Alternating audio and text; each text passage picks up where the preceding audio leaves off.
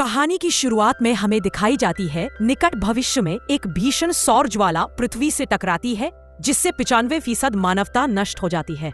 बचे हुए कुछ लोगों में एक बीमारी फैल जाती है जिसे फ्लैश या ब्लिंक कहा जाता है। यह बीमारी इंसानों को पागल और हिंसक बना देती है, जो धीरे धीरे ज़ॉम्बी चलते फिरते मुर्दे में बदल जाते हैं। मानव सभ्यता अंधकार युग में प्रवेश कर जाती है। WCKD वर्ल्ड कैटास्ट्रोफिक किल जोन डिपार्टमेंट इस बीमारी का इलाज खोजने के लिए प्रतिरक्षित इम्यून युवाओं को चुनती है। वे इन बच्चों को भूल भुलैया मेज में रखकर उन पर प्रयोग करते हैं। टॉमस, जिसे वीडियो में छोटा हैंडसम कहा गया है, और उसके दोस्त भूल भुलैया से भाग निकलते हैं। उन्हें एक अत्यधिक सुरक्षित आश्रय स्थल में लाया जाता है, जहां का प्रभारी जैनसन है। जैनसन उन्हें बताता है कि बाहर की दुनिया पूरी तरह से बर्बाद हो चुकी है और जगह जगह ज़ॉम्बी है, इसलिए केवल यह आश्रय ही सुरक्षित है। आश्रय में उन्हें आरामदायक बिस्तर और भरपूर भोजन मिलता है, और वे पाते हैं कि उनके जैसे कई और युवा वहां हैं, जिन्हें अलग अलग भूल भुलैया से बचाया गया है। टॉमस को पता चलता है कि वहां एक एरिस नाम का लड़का है जो सबसे पहले यहाँ आया था, और वह डर में रहता है। टॉमस को भी कुछ खतरे का एहसास होता है। जैनसन समय समय पर कुछ बच्चों को यह कहकर ले जाता है कि उन्हें नए घर भेजा जा रहा है। टॉमस बारीकी से जांच करता है और उसे एहसास होता है कि मामला इतना सीधा नहीं है। रात में टॉमस को अपने बिस्तर के नीचे हलचल सुनाई देती है, और वहां देखता है कि एरिस, टॉमस, श्याओशुई और एरिस वेंटिलेशन डक्ट से होकर एक प्रयोगशाला के ऊपर पहुंचते हैं। वे देखते हैं कि नीचे कुछ मानव प्रयोग चल रहे हैं। सच्चाई का पता लगाने के लिए टॉमस जानबूझकर खाने के समय गड़बड़ी पैदा करता है। इस मौके का फायदा उठाकर वह एक गार्ड का एक्सेस कार्ड चुरा लेता है। रात में वह और एरिस चुपके से प्रयोगशाला में घुस जाते हैं। अंदर का दृश्य भयानक था। कुछ लोगों को रासायनिक घोल में डुबोया गया था और वे विकृत हो चुके थे। कुछ अन्य लोगों को हवा में लटकाया गया था। उनके शरीर में अनगिनत नलियां लगी हुई थी। उन्हें पता चलता है कि जिन बच्चों को नए घर भेजने की बात कही गई थी, वे वास्तव में इलाज निकालने के लिए नमूने स्पेसिमेंस थे, और उनके शरीर से अर्क एक्सट्रैक्ट निकाला जा रहा था। तभी जैनसन अचानक प्रयोगशाला में आ जाता है। सौभाग्य से वह टॉमस और एरिस को नहीं देख पाता। उन्हें पता चलता है कि जैनसन डॉक्टर एवा पेज का सहायक है। डॉक्टर जैनसन पर प्रयोगों की गति तेज करने का दबाव डालती है, वरना वो उसकी जगह किसी और को नियुक्त कर देगी। अपनी नौकरी बचाने के लिए जैनसन नए आए बच्चों से शुरुआत करने का फैसला करता है। टॉमस को स्थिति की गंभीरता समझ में आती है। वह तो खुद ही नए बैच में था। वह तेजी से डॉर्मेट्री लौटता है, चादरें फाड़ता है और दरवाजे को कसकर बांध देता है। उसी समय जैनसन भी इंजेक्शन लेकर डॉर्मेट्री की ओर भाग रहा होता है, लेकिन वह देर कर देता है। जब जैनसन अंदर घुसता है, तब तक टॉमस और उसके दोस्त भाग चुके होते हैं। भागते समय वे एक महिला डॉक्टर को पकड़ लेते हैं। मिन्हो एक गार्ड को मारकर गिरा देता है। टॉमस जल्दी से हथियार उठाता है और वे डॉक्टर से कहते हैं कि वह उन्हें ट्रीसा तक ले जाए। पीछे से पीछा करने वाले सैनिक आ रहे थे। एक आदमी ने तुरंत एक कुर्सी उठाई और 2 बार मारकर एक खिड़की का शीशा तोड़ दिया। सभी लोग जान बचाकर गलियारे कॉरिडोर के मुहाने की ओर भागे। वहां पहुंचकर उन्होंने देखा कि दरवाजे का कार्ड काम नहीं कर रहा था। तभी पीछा करने वाले लोग जॉनसन के नेतृत्व में भी वहां आ गए। एक लड़का, टॉमस, जिसे छोटा हैंडसम कहा गया है, तुरंत अपनी बंदूक के साथ आगे बढ़ा और सैनिकों को रोकने की कोशिश की, ताकि उसके साथी दरवाजा खोलने के लिए समय पा सके। लेकिन बहुत कोशिश के बाद भी लोहे का दरवाजा जरा भी नहीं हिला। संकट के समय एलिस ने बाहर से दरवाजा खोल दिया। जैसे ही उसके साथी सुरक्षित रूप से गुजर गए, उस लड़के ने अपनी बंदूक फेंक दी और तेजी से बंद हो रहे लोहे के दरवाजे की ओर भागा। वो फिसलते हुए आखिरी पल में दरवाजे के नीचे से निकल गया, और इस तरह स्क्रोच में उनका साहसिक सफर शुरू हुआ। पीछा करने वालों से बचने के लिए कुछ लोग रेत और पत्थरों वाली पहाड़ी से गुजरे और एक छोड़े हुए बाजार अबैंडन मॉल में छिप गए। उन्होंने वहां कुछ उपयोगी चीजें जमा की। एक लड़का मिन्हो को एक जनरेटर भी मिला जो काम करता दिख रहा था। हालांकि जैसे ही आसपास की बत्तियां जली, उन्होंने पास के जॉम्बी क्रैंक्स को जगा दिया। गनीमत थी कि मिन्हो ने तुरंत प्रतिक्रिया दी, एक लोहे की रॉड उठाई और एक जॉम्बी को गिरा दिया। दोनों भागने लगे ताकि अपने साथियों से मिल सके, लेकिन पीछे जॉम्बी की संख्या बढ़ती जा रही थी। सब हैरान रह गए। उन्हें एक तरफ भागना पड़ा और दूसरी तरफ जॉम्बी से लड़ना पड़ा। वे बमुश्किल बचकर निकले तो आगे एक ताला लगा दरवाजा मिला। सौभाग्य से वह केवल एक लकड़ी का दरवाजा था, जिसे कुछ ही ठोकरों में तोड़ दिया गया। मगर ठीक उसी समय उनके साथी विंस्टन को एक ज़ॉम्बी ने पकड़ लिया। कुछ लोगों ने मिलकर विंस्टन को बाहर खींच लिया, लेकिन वह रैंक्स, क्रैंक्स, ज़ॉम्बी जैसे संक्रमित लोग के हाथों पकड़े जाने से बच नहीं सका। विंस्टन में हिम्मत नहीं बची। यह देखकर वे सब एक कोने में छिप गए और डर डर कर रात बिताई। अगली सुबह वे सब घायल विंस्टन को लेकर खंडहर बन चुके शहर में निकल पड़े। बाहर की दुनिया पूरी तरह से तबाह हो चुकी है और उन्हें भूल भुलैया मेस के दिन याद आने लगे। तभी थॉमस, जो छोटा हैंडसम या छोटा स्मार्ट के रूप में संदर्भित है, को अचानक हेलीकॉप्टर विमानों की गड़गड़ाहट सुनाई दी। सब जल्दी से छिपने की जगह ढूंढने लगे। थॉमस जानता है कि विकेड WCKD कंपनी उन्हें ढूंढना नहीं छोड़ेगी, इसलिए उन्हें आगे का रास्ता अच्छी तरह से प्लान करना होगा। तभी थॉमस को जेनसन और डॉक्टर के बीच हुई बातचीत याद आती है। उन्होंने राइट आर्म नाम के एक विद्रोही समूह रेजिस्टेंस ग्रुप का जिक्र किया था। बताया जाता है कि वे पहाड़ में छिपे हुए हैं और उन बच्चों को बचाते हैं जिन पर प्रयोग किए जाते हैं। थॉमस को लगता है कि उन्हें भूनने में ही बचने की उम्मीद है, लेकिन यह रास्ता बहुत मुश्किल होने वाला है क्योंकि उन्हें एक लंबा सफर तय करना है और साथ ही उन्हें घायल विंस्टन की देखभाल भी करनी है।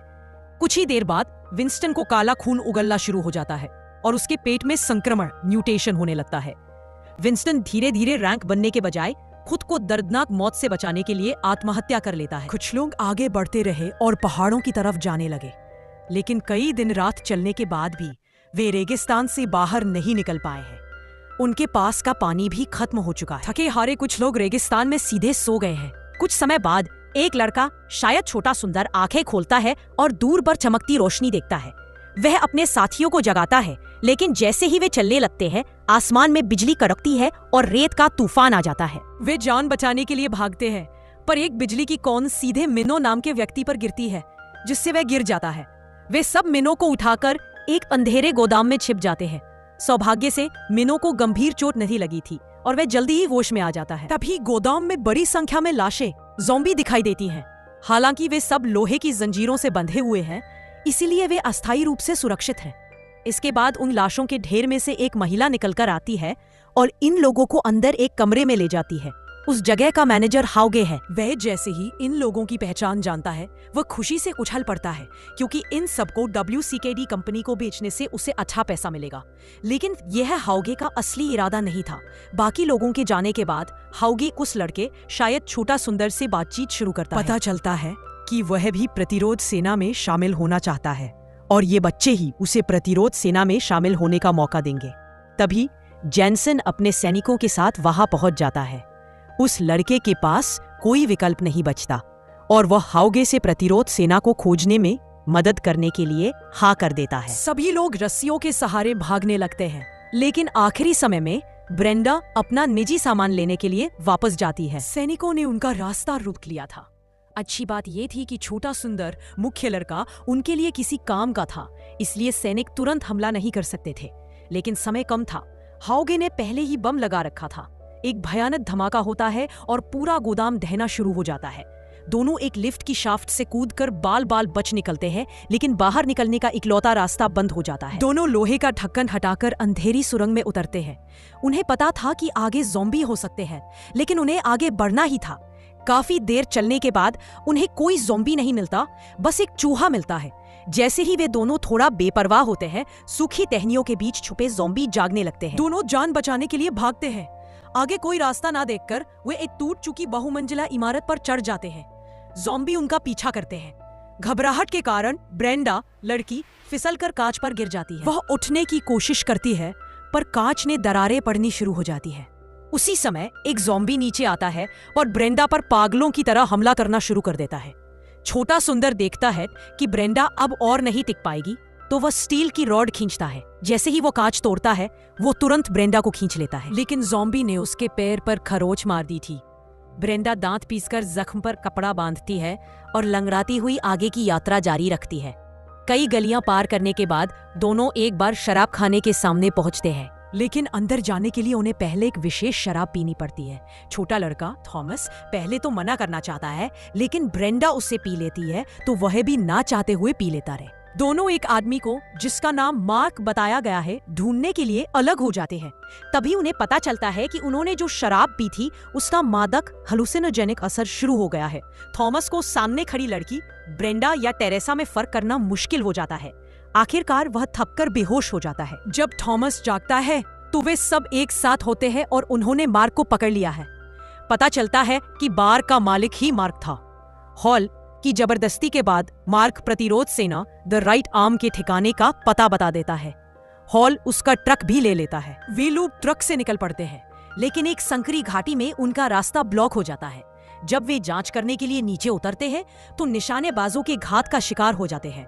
हॉल उन्हें बचाने के लिए एक बम निकालने की कोशिश करता है, पर इससे पहले कि वे कुछ कर पाते वे काबू में कर लिए जाते हैं।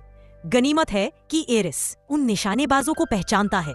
वे दोनों लड़कियां थीं जो पहले एरिस के साथ एक और भूल भुलैया में थी और जिन्हें प्रतिरोध सेना ने बचाया था। वे दोनों लड़कियां थॉमस और बाकी सबको प्रतिरोध सेना के ठिकाने पर ले जाती हैं।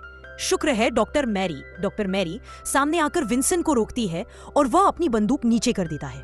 मैरी बताती है कि वह पहले थॉमस के साथ WCKD वर्ल्ड कैटेस्ट्रॉफी किल जोन डिपार्टमेंट के लिए काम करती थी और वह जानती थी कि यह पूरा प्रयोग एक धोखा है। प्रयोग का मकसद इलाज खोजना नहीं था, बल्कि बच्चों के शरीर से इलाज निकालना था, क्योंकि वह दवा निकाली जा सकती थी, डुप्लीकेट नहीं। मैरी और थॉमस के खून का उपयोग करके ब्रेंडा की बीमारी को अस्थायी रूप से स्थिर कर दिया, लेकिन यह सिर्फ राहत दे सकता था, पूरी तरह से ठीक नहीं कर सकता था। थॉमस और उसके साथी एक पहाड़ी पर बैठकर आजादी का अनुभव करते हैं, सोच रहे हैं कि उन्हें अब भागना नहीं पड़ेगा। लेकिन उन्हें यह नहीं पता था कि त्रेसा ने जेनसन से संपर्क कर लिया था। जेनसन अपनी सेना के साथ आता है। थॉमस असहाय हो जाता है और देखता है कि दुश्मन के लड़ाकू विमान कैंप पर भयंकर हमला करते हैं। भयंकर बमबारी के बाद कैंप एक आग का गोला बन जाता है। थॉमस जानता है कि वे यह लड़ाई नहीं जीत सकते। वह ब्रेंडा और हॉर्हे को तुरंत वहां से जाने के लिए कहता है। वह खुद अपने शरीर पर बम छिपा लेता है और तय करता है कि वह दुश्मनों के साथ खुद भी खत्म हो जाएगा। इस बीच मास्टरमाइंड डॉक्टर एवा पेज भी घटनास्थल पर आ जाती है। जैसे ही थॉमस को सही मौका मिलता है, वह बम निकालता है। उसके कुछ दोस्त भी उसके साथ खड़े हो जाते हैं। जेनसन को यह पता है कि वे WCKD कंपनी की सबसे महत्वपूर्ण संपत्ति है, इसलिए वे कुछ भी करने से डरते हैं। इसी समय ब्रेंडा और बाकी लोग वापस लड़ते हुए आ जाते हैं और लड़ाई फिर से शुरू हो जाती है। सभी लोग तुरंत जवाब देते हैं और थॉमस तुरंत बम फेंक देता है। विस्फोट से सैनिक हवा में उड़ जाते हैं और गुस्से से भरा जेनसन यह देखकर बौखला जाता है। दुख की बात यह है कि इसी दौरान उनका एक साथी मिन्हो दुर्भाग्य से गोली लगने के बाद पकड़ा जाता है। मिन्हो को ले जाते हुए हेलीकॉप्टर को देखकर थॉमस पूरी तरह हताश हो जाता है। वह सोचता है कि जब उसका जीवन मृत्यु का साथी पकड़ा गया है तो वह कैसे चुपचाप बैठकर अपनी जान बचा सकता है। थॉमस मिन्हो को बचाने का फैसला करता है। एक बुजुर्ग व्यक्ति उसे चेतावनी देता है कि यह कदम उठाना मौत को बुलावा देने जैसा है, लेकिन थॉमस दृढ़ता से कहता है कि जब तक WCKD कंपनी खत्म नहीं हो जाती तब तक वे कभी शांति से नहीं रह पाएंगे। शायद थॉमस की हिम्मत से प्रेरित होकर कुछ अन्य लोग भी उसके साथ जाने का फैसला करते हैं। थॉमस घोषणा करता है कि अब समय आ गया है कि वे WCKD पर पूरी तरह से पलटवार करें, और तभी मूवी का अंत यहीं पर हो जाता है। थैंक्स फॉर वॉचिंग दोस्तों।